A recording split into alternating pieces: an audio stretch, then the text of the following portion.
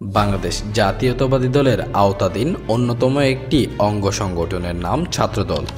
৪৬ বছর পূর্বে ১৯৭৯ সালে শহীদ জিয়াউর রহমান নিজ হাতে প্রতিষ্ঠা করেন এই সংগঠনটি। প্রতিষ্ঠার পর থেকেই বহুবার বাংলাদেশের বিভিন্ন আন্দোলন সংগ্রামে সক্রিয় ভূমিকা রেখে আসছে এই সংগঠন। ৫ই আগস্টের অর্জিত স্বাধীনতায় বিশেষ ভূমিকা রেখেছে ছাত্রদল। সারা বাংলাদেশের বিভিন্ন জেলাতে ছাত্রদল যেভাবে আন্দোলন সংগ্রামে নাম কুড়িয়েছে, সেদিক থেকে চিন্তা করলে কোনো অংশে পিছিয়ে নেই নারায়ণগঞ্জ। ৫ই আগস্টের স্বৈরাচার সরকার বিরোধী আন্দোলনে তৎকালীন সরকারের আজ্ঞাবহ প্রতিষ্ঠান পুলিশের কড়া প্রতিরোধের মধ্যে সক্রিয়তার উদাহরণ দিয়েছে নারায়ণগঞ্জ জেলা ছাত্রদল। সে সময় থেকেই নারায়ণগঞ্জ জেলা ছাত্রদলের বহুল আলোচিত একটি নাম মেহেদী হাসান দোলন। বলিষ্ঠ কণ্ঠে সর্বদা সক্রিয় ছিলেন নারায়ণগঞ্জ জেলা ছাত্রদলের রাজনীতিতে। শত শত নেতাকর্মীদের সাথে নিয়ে গড়ে তুলেছিলেন দুর্বার প্রতিরোধ। সেই প্রতিরোধের মুখে রাজপথ ছেড়ে পালিয়ে যেতে বাধ্য হয়েছিল পেটোয়া বাহিনী।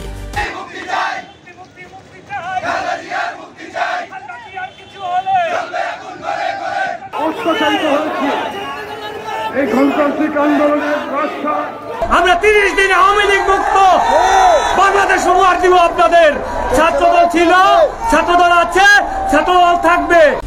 নারায়ণগঞ্জ জেলা ছাত্রদলের সাংগঠনিক সম্পাদক এবং ফতুল্লা থানা ছাত্রদলের আহ্বায়কের পদসহ বিভিন্ন গুরুত্বপূর্ণ পদের সফলভাবে দায়িত্ব পালন করেছেন মেহেদী হাসান দোলন।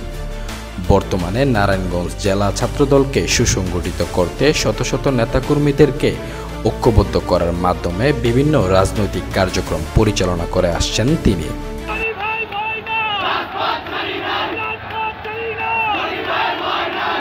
তার এই কার্যক্রমকে সাধুবাদ জানিয়েছেন নারায়ণগঞ্জ জেলা বিএনপি, নারায়ণগঞ্জ মহানগর বিএনপি সহ কেন্দ্রীয় নেতৃত্বস্থানীয় দলীয় নেতারা। সকল দলীয় নেতাকর্মীদের সাথে সুসম্পর্ক স্থাপনের ক্ষেত্রে জুড়ি নেই মেহেদী হাসান দোলনের। নারায়ণগঞ্জ জেলা যুব দলের সদস্য সচিব মশিউর রহমান রনির খুবই আস্থাভাজন ব্যক্তিত্ব মেহেদী হাসান দোলন।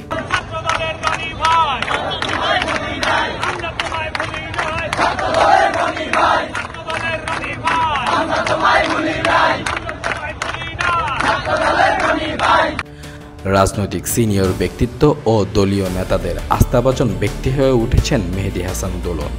তাদের সকলের প্রত্যাশা, নারায়ণগঞ্জ জেলা ছাত্রদলকে সুসংগঠিত করতে গুরুত্বপূর্ণ ভূমিকা রাখবে মেহেদী হাসান দোলন। বাংলাদেশ জাতীয়তাবাদী দলের ভারপ্রাপ্ত চেয়ারম্যান তারেক রহমানের চিন্তা চেতনার সাথে একাত্মতা পোষণ করে নারায়ণগঞ্জ জেলা ছাত্রদলের রাজনীতিতে নজির স্থাপন করে যাচ্ছেন এই নেতা মেহেদী হাসান দোলন।